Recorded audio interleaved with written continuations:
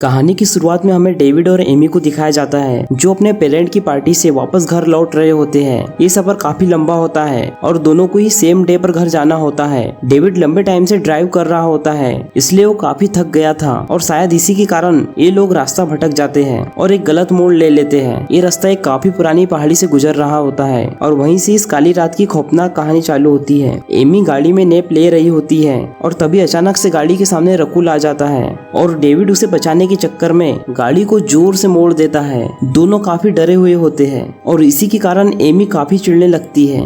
दरअसल दोनों के रिश्ते में दरार होती है और ऑलमोस्ट ये दोनों का डाइवोर्स होने वाला होता है। वे लोग एडजस्ट होते हैं एंड वापस से ड्राइव करने लगते हैं। थोड़ी ही आगे जाने पर उन्हें एक होटल दिखाई देता है और वहीं पर एक गैस स्टेशन भी होता है। ये एरिया काफी पुराना होता है। वहाँ पर एक भी इंसान नहीं दिख रहा होता है, मानो सदियों से वो गैस स्टेशन खाली पड़ा हो। इन लोगों को ये सारी चीजें काफी अजीब लगती है। वे लोग जाने ही वाले होते हैं तभी उनकी खिड़की पर कोई अचानक दस्तक देने लगता है। वो इंसान इनके पास आके मजाक करने लगता है और फिर माफी मांगने लगता है, लेकिन उसके इरादे कुछ ठीक नहीं लग रहे होते हैं। डेविड उससे गैस के लिए पूछता है और वो उसे बताता है कि हमें टाउनी जाना है और हम रास्ता भटक गए हैं। तो वो आदमी कहता है कि रास्ता काफी लंबा है, ऑलमोस्ट 30 मील, तो बेटर आप सामने के होटल में ही रुक जाओ। लेकिन डेविड मना कर देता है और फिर डेविड उसे इंजन की खराबी के बारे में बताता है। वो आदमी इंजन को देखने के बाद कहता है कि इसका फैन खराब हो गया है तो मैंने इसे टेम्परेरी फिक्स कर दिया है, आपके आगे के सफर के लिए इतना इनफ है। फिर ये लोग उसे पैसे देते हैं लेकिन वो काफी अजीब तरीके से एमी को घूर रहा होता है और एमी को एक फुलझड़ी ऑफर करता है। फिर डेविड और एमी वहाँ से चले जाते हैं।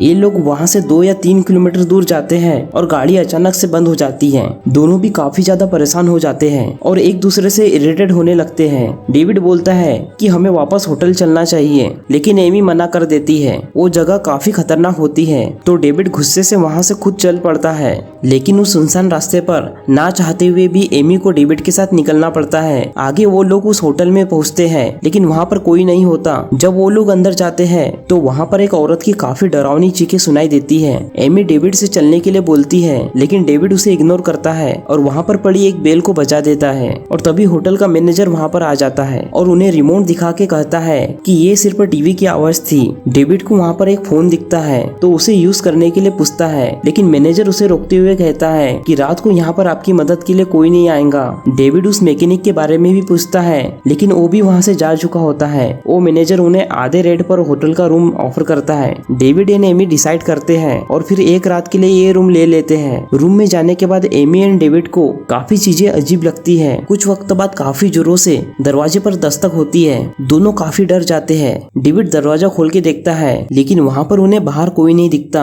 वो काफी सरप्राइज हो जाता है। अंदर जाने के बाद दूसरे रूम से सेम दस्तक की आवाज सुनाई देती है लेकिन अभी भी उन्हें कोई बाहर नहीं दिखाई देता। वो सीधा मैनेजर के पास जाता है और उससे कंप्लेन करता है। मैनेजर उसे कहता है कि इस होटल में उनके अलावा कोई नहीं है और सारे रूम लॉक है, लेकिन मैनेजर कहता है कि मैं देख लूंगा और फिर डेविड वहाँ से चला जाता है। रूम में जाने के बाद डेविड को एंटरटेनमेंट के लिए कुछ वीडियो टेप्स रखे हुए होते हैं। फिर वो उसे टीवी पर लगाता है। जब वो मूवी देख रहा होता है तो पहले तो उसे हॉरर फिल्म लगती है। उस वीडियो में एक कपल को बुरी तरह से टॉर्चर करके 2 लोग मार रहे होते हैं, लेकिन देखते ही देखते डेविड को ये रियलाइज होता है कि इस मूवी में जो भी सीन चल रहे हैं वो इसी रूम का है और वो ये बात एमी को बताता है। फिर वो रूम की तलाशी लेता है और उसे अलग अलग जगह पर हिडन कैमरास दिखाई देते हैं। वो दोनों भी समझ जाते हैं कि ये फिल्म एक होमोसाइड मूवी है, यानी कि इंसान को मारने के वक्त बनाई गई मूवी, और ये इसी रूम में शूट की गई है, यानी कि इसी रूम में किलिंग्स हुई है। उन्हें काफी डर लगने लगता है।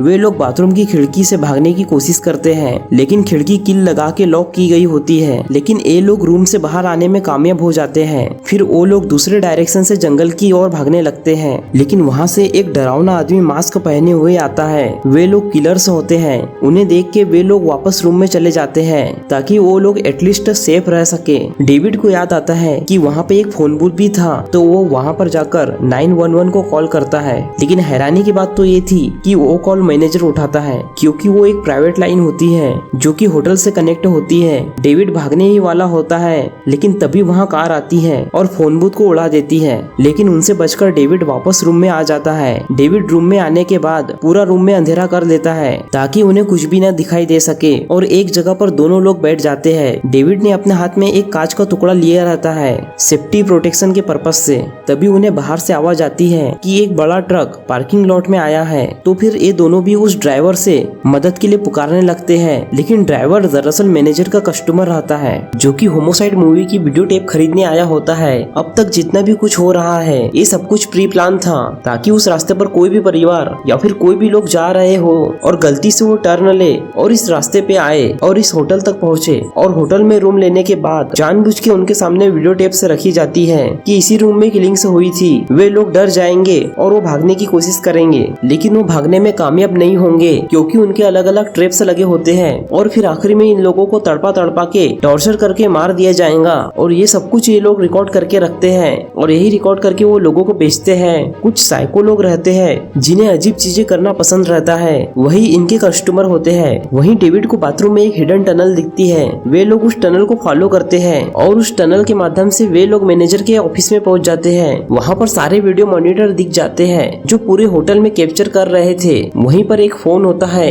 जिससे एमी 911 पर डायल करती है, लेकिन वो कुछ प्रॉपर इंफॉर्मेशन बता सके उससे पहले मैनेजर की आहट सुनाई देती है और फिर वो लोग वापस टनल में भागते हैं। मैनेजर के आने पर उसे पता चल जाता है कि उन्होंने कॉल किया था, तो वो गुस्से से फोन की तार को निकालकर अपनी जेब में रख लेता है। फिर वो उन दोनों किलर्स को बुलाता है और उन्हें मारने के लिए बोलता है। यहाँ एमी और डेविड जब टनल में जाते हैं तब उन्हें दूसरा रास्ता दिख जाता है और वे लोग उस रास्ते से चले जाते हैं और वह सीधा सामने जो ऑटो गैरेज रहता है वहाँ आते हैं और वहाँ का जो मेन दरवाजा रहता है उसके सामने बहुत बड़ी टेबल को रख देते हैं। 911 की उस कॉल के बाद थोड़ी बहुत इंफॉर्मेशन पुलिस तक पहुँच जाती है और फिर शरीफ वहाँ पर चेक करने के लिए आ गया होता है और वो पूछताछ करने लगता है। साथ ही वो होटल के रूम को देखने लगता है। मैनेजर बताता है कि आज के दिन यहाँ कोई गेस्ट नहीं आया है और वो फिर उसी रूम में चला जाता है जिसमें वीडियो टेप्स रखी थी। और यहाँ शरीफ बहुत डर जाता है। उसे पता चल जाता है कि ये किस टाइप का होटल है। वो बाहर आता है और उसे कैसे भी इस प्लेस से निकलना होता है। और दूसरे साइड से डेविड और एमी उसे देख लेते हैं और वो भी बाहर आ जाते हैं। ये तीनों भी पुलिस की गाड़ी में बैठ जाते हैं, लेकिन गाड़ी स्टार्ट नहीं होती। मैनेजर और दो किलर्स ने पुलिस की गाड़ी के बैटरी के वायर्स काट दिए थे,